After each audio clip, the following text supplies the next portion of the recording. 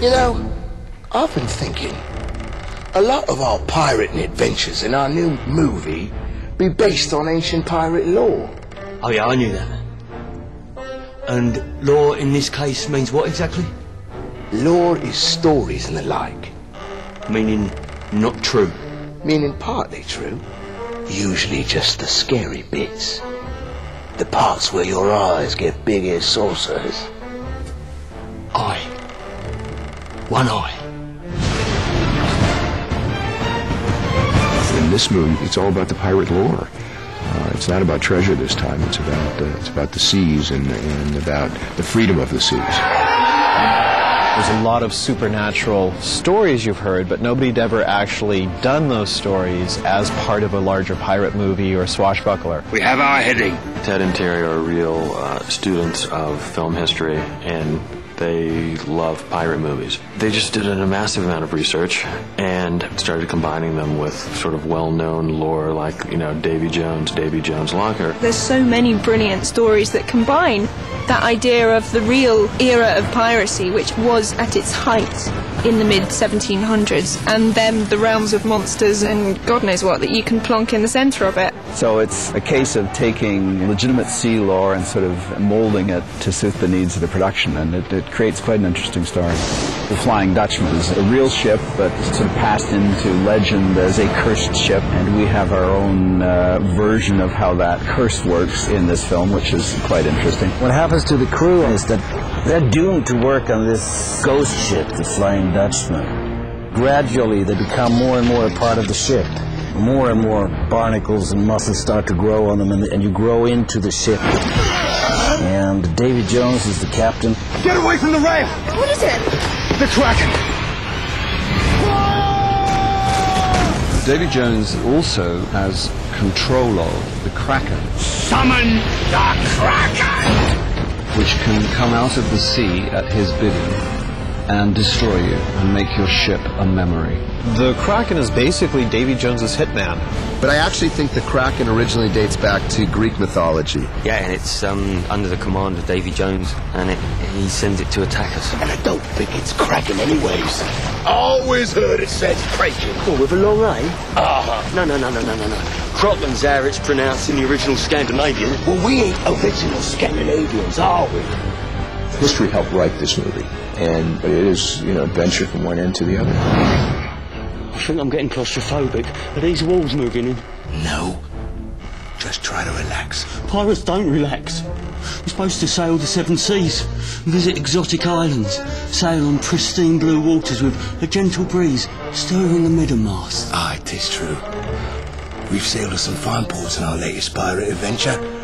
Seen most of the Caribbean, we have. Caribbean. It's Caribbean. No, Caribbean. Caribbean. Ribian. Being. Ribian. Ian. Enough!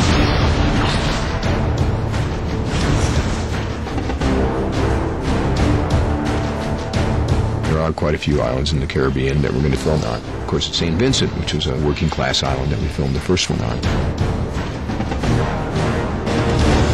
It's like he's created a city here, a pirate city, and we're all part of it.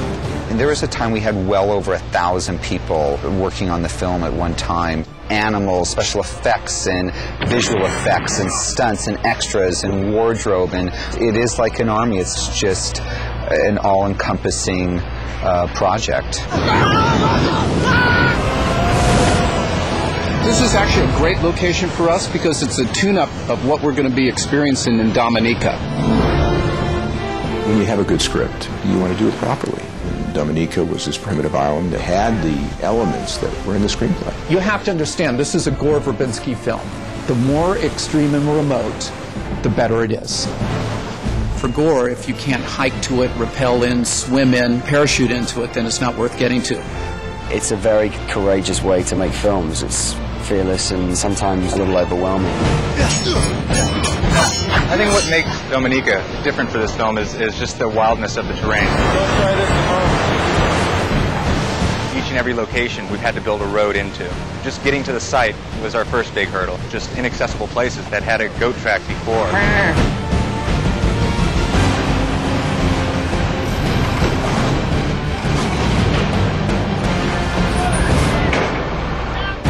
We have a phenomenal sequence on Dominica. Johnny has been held captive. See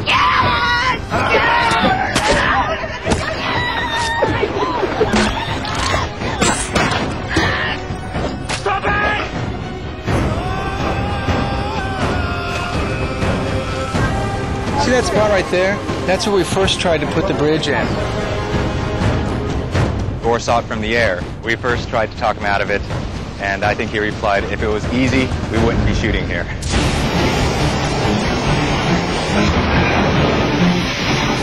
Funny way to get to the office, huh? Gore's an adventurer, you know, he likes to go to uncharted waters.